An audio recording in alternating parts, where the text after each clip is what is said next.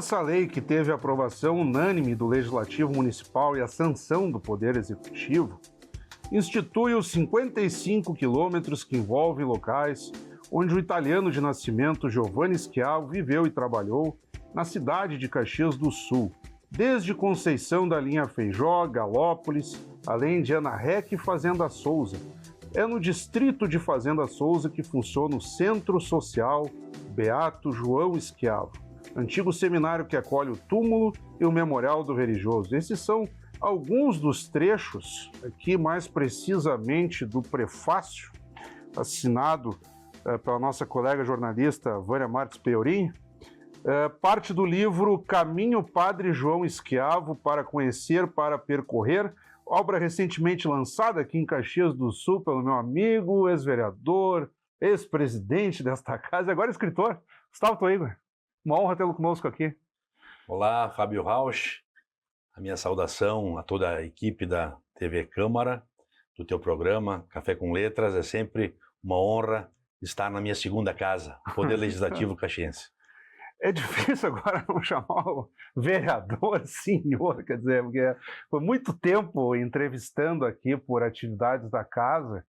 Olha, dos seus mandatos eu peguei boa parte aqui como jornalista da casa, mas o nosso foco aqui é a obra, a literatura. Esse caminho, Padre João Schiavo, ele pega parte da tua trajetória como vereador, né, coincidindo com um período de beatificação desse grande religioso, e aí tu tiveste a ideia de constituir esse caminho, e que é o trecho aqui que eu leio, e esse trechinho ele baseou muitas matérias jornalísticas e produções, não só aqui da Câmara, mas da imprensa local. Então eu gostaria que o senhor recuperasse a ideia original lá do caminho Padre João Schiavo em si, a legislação e depois o seu interesse de desenvolver uma pesquisa acadêmica e que resulta aqui de uma edição, revista, enfim, da sua dissertação de mestrado pela UFS.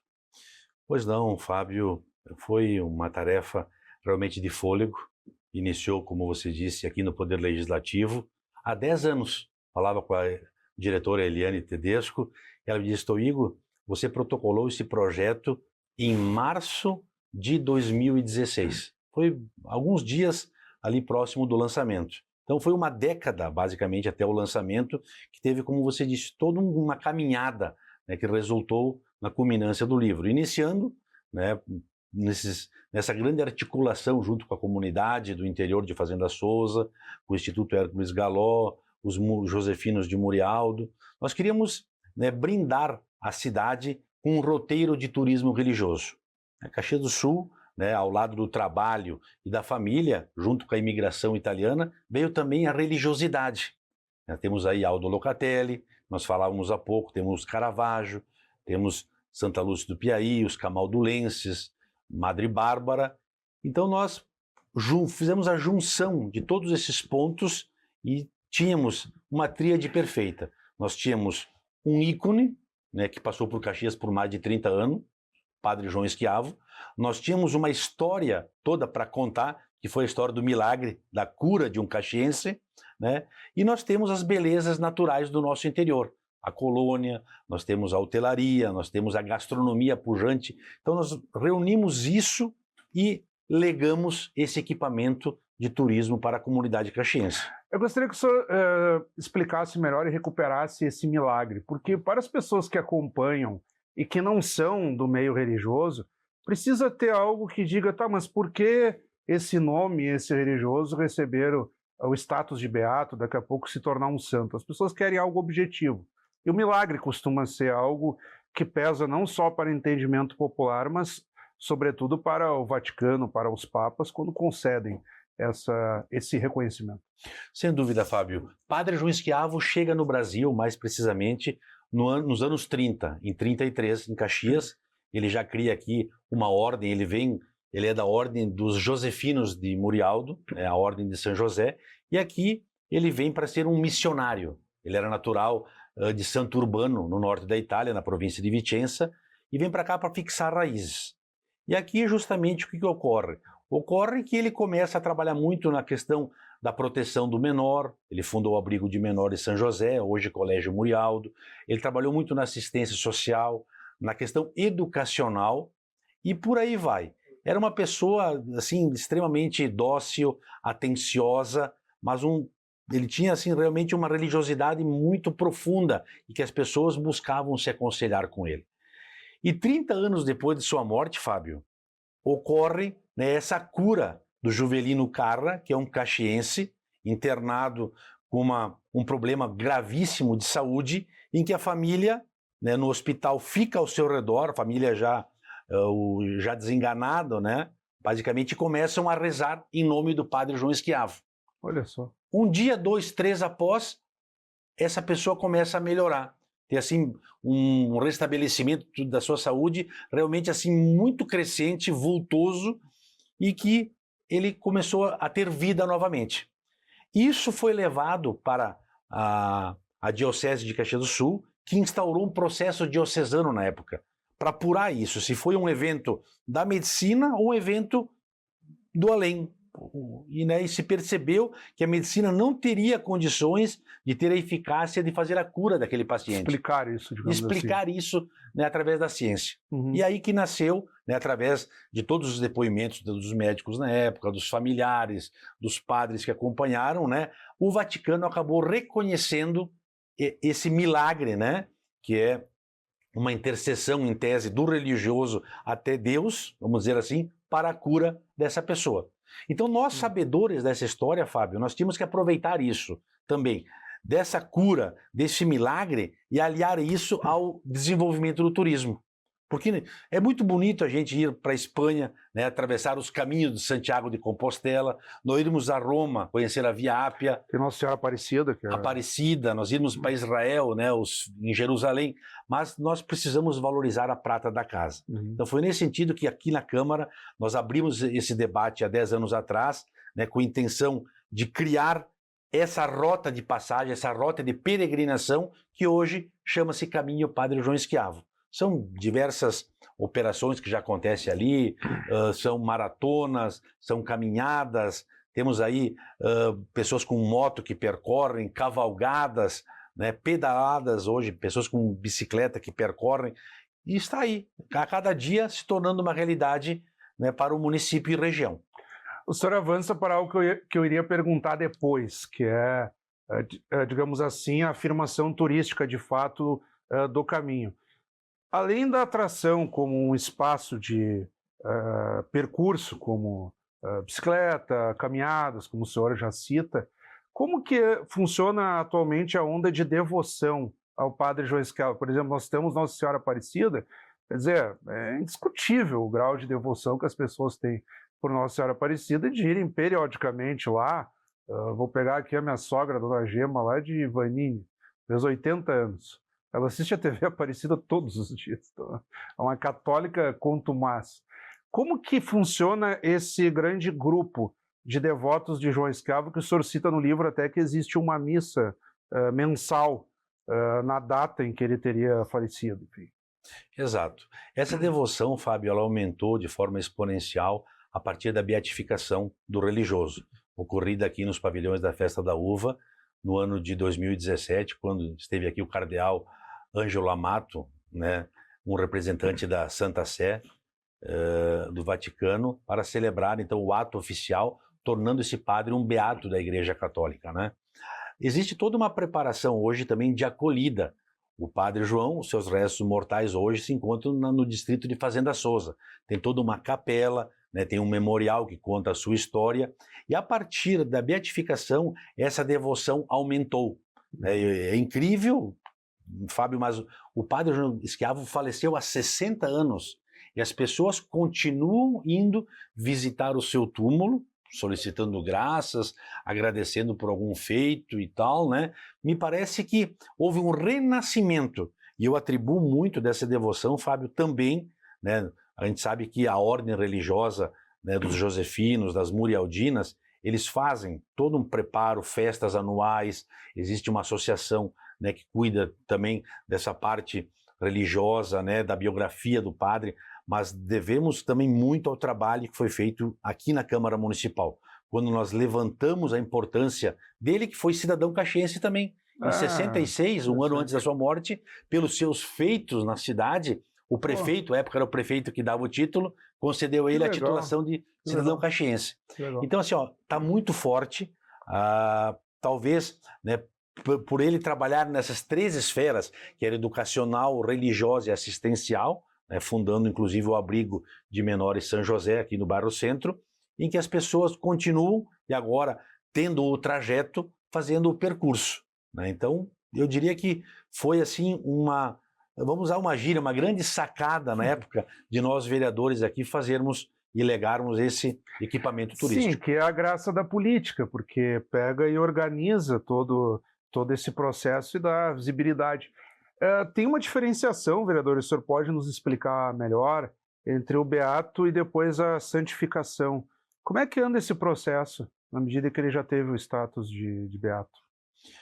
Fábio, essa foi a terceira parte, nós tínhamos discutido 2, né? O projeto que nasceu aqui na Câmara, o milagre, e agora tem a questão justamente do mestrado que eu fiz aqui na universidade. Aí é que tá, estamos na metade do programa, então estamos indo bem. Estamos indo bem.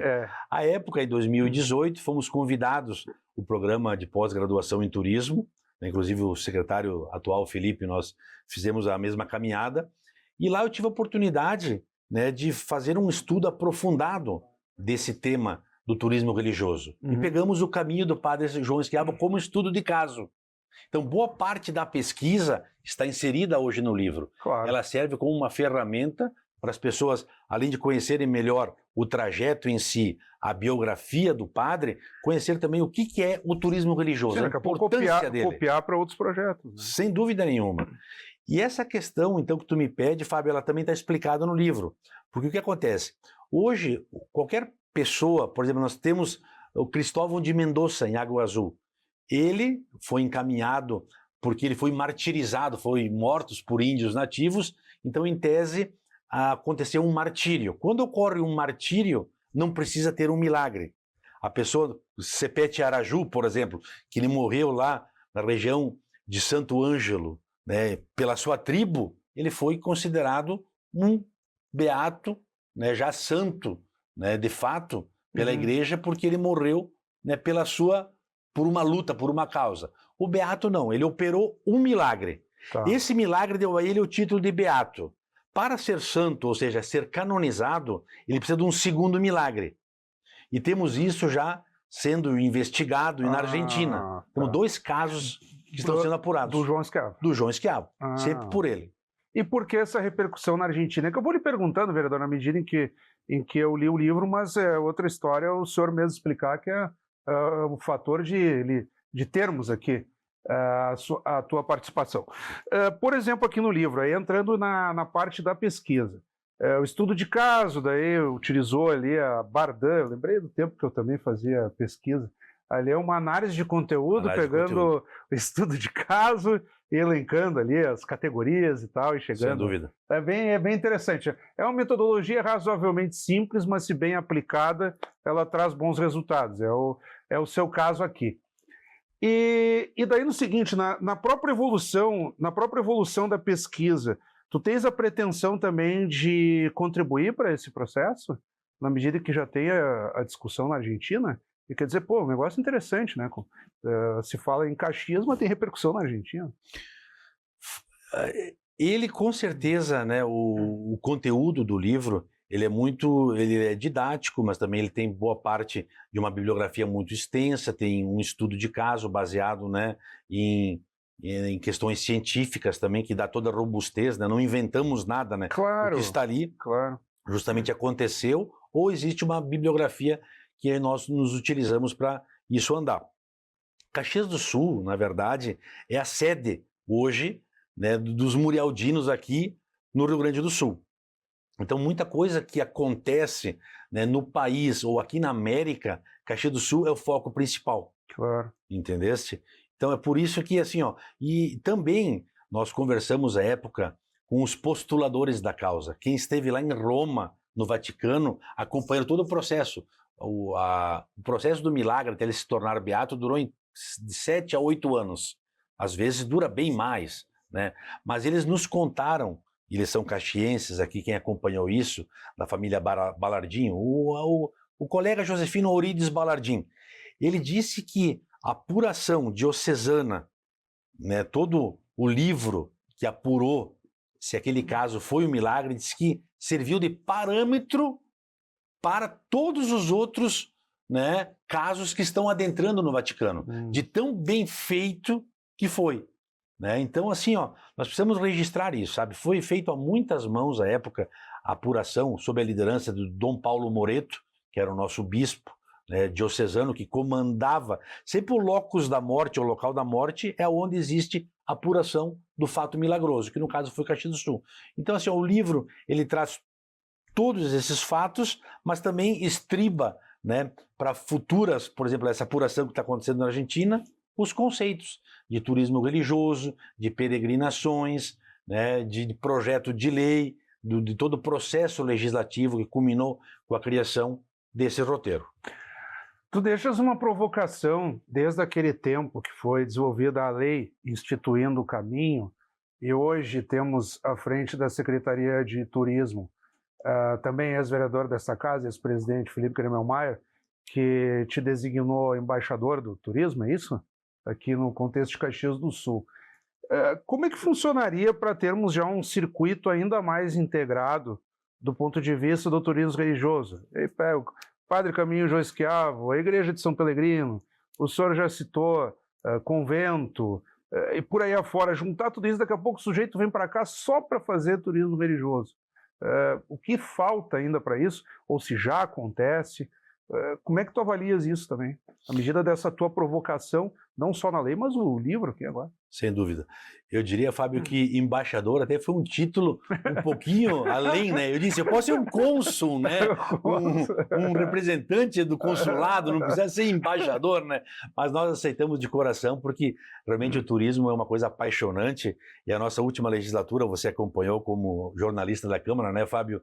Nós trabalhamos de forma com muito afinco, muita dedicação, provando que Caxias e região também tem essa vocação turística, não é só metal mecânica. Metal mecânica é a principal, mas nós temos que olhar toda essa questão cultural, as nossas raízes, o folclore. É que tem uma retomada agora, por isso que eu te provoco nesse Exatamente. sentido.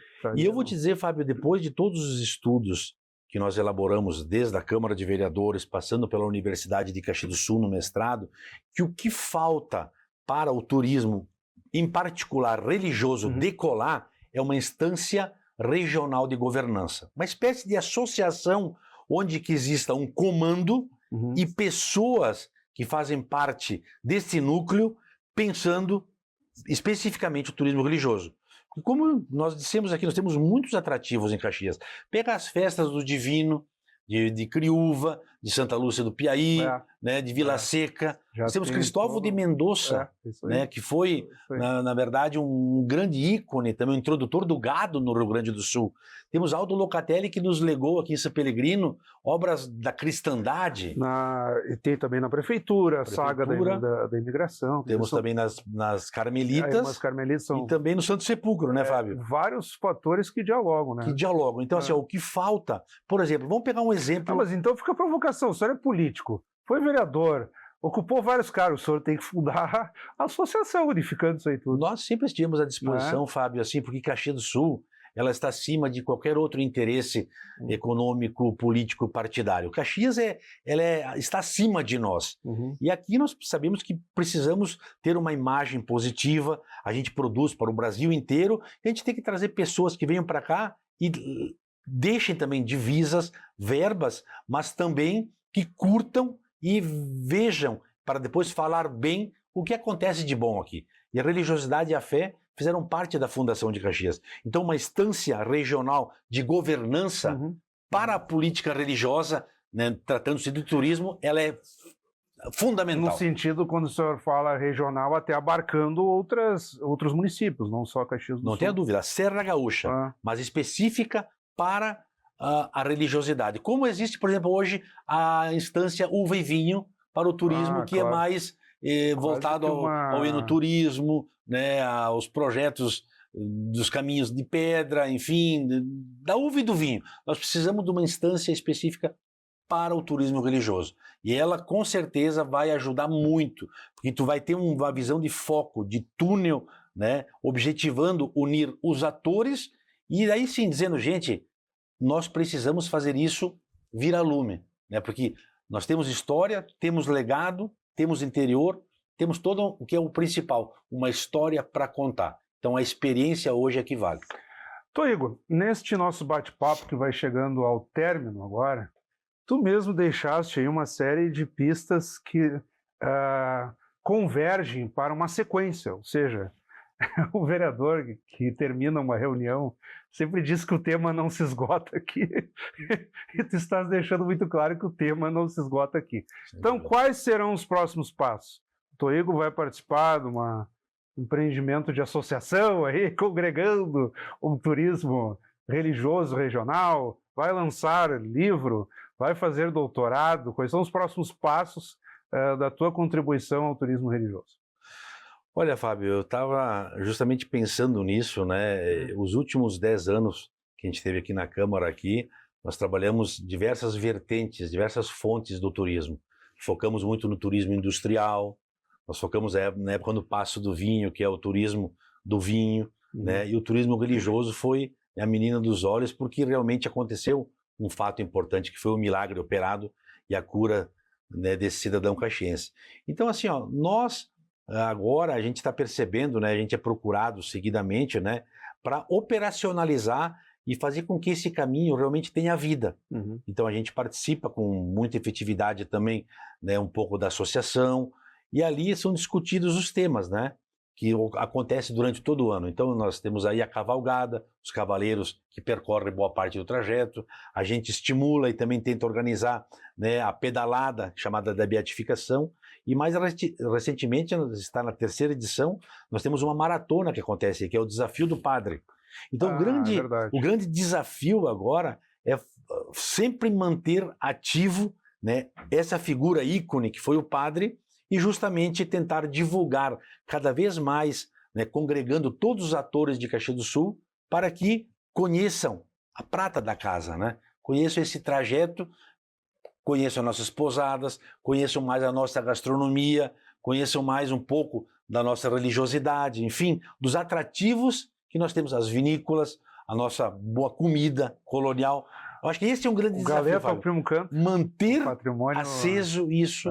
Estou lembrando agora da lei do patrimônio material do patrimônio material. Galeta, o Primo Canto. Isso, da Romaria de Caravaggio também. Então, eu estou extremamente feliz, Fábio, de estar aqui com vocês no Café com Letras, dizer que é uma felicidade. Eu passei muitos anos da minha vida aqui nesta casa, como eu disse, é a minha 2ª casa, me sinto muito à vontade na Câmara Municipal, e com certeza a gente não está nela, mas ela está no meu coração ainda, com certeza, por muito, muito tempo. Privilégio te receber aqui, e agora o convite fica para retornos como escritor. Não é mais aquele estúdio mais formal, aquele cenário de gravata como presidente da Câmara, agora é como escritor. Podemos contar com o seu retorno aqui nessa condição? Não tenha dúvida, Fábio. Quem sabe lá, alguns artigos já estão no forninho, né? Mas o livro talvez demore um pouquinho mais. A gente está à disposição pelo que a gente puder ajudar, tá, Fábio? Mais uma vez, muito obrigado. Coração. Foi uma honra contar com o senhor aqui também. Dessa forma, vamos encerrando, então, mais uma edição do Café com Letras, edição especialíssima aqui, recebendo o nosso amigo, ex-vereador desta casa, ex-presidente desta casa, como diria o nosso eterno vereador Chico Spendorello, uma vez vereador, sempre vereador, né? Uma vez presidente, grande Chico. sempre presidente. Então, é sempre muito gostoso esse clima. Eu, como servidor aqui da casa de muito tempo, vereador, sou o decano aqui da comunicação. Eu já estou fazendo 16 anos de casa. É um privilégio reencontrar vocês e o senhor, que é um vereador com uma contribuição enorme aqui para o contexto da cidade. Eu sempre digo, esses grandes nomes da nossa política, eles nunca saem de moda, né? E agora o senhor aqui contribuindo de uma outra forma, na condição de escritor. Muito obrigado, vereador. Um abraço. Acabamos de conversar, então, com, agora sim, Gustavo Toigo, agora na condição de escritor, ele que nos brindou aqui com Caminho Padre João Esquiavo para conhecer, para percorrer obra recentemente lançada aqui em Caxias do Sul e pauta do Café com Letras desta semana. Como sempre, também convidamos a todos que continuem acompanhando a nossa programação. Até o nosso próximo encontro.